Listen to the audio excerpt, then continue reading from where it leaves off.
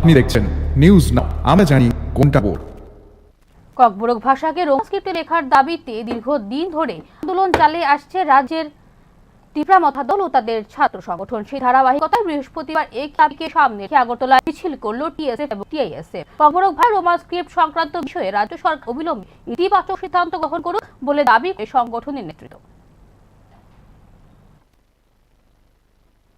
We are sending a clear message to the Chief Minister and Cabinet, the ministers, where you see, it's a clear message that the people will never accept what the government is doing.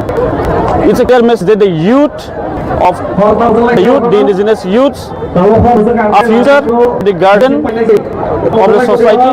So therefore, we want our demand to be recognized, to be adopted by the state government, by the state. The demand for adoption of Roman script for language. So it's a clear message, and it's a message from entire state that never accept, never do justice to justice. It's a clear message.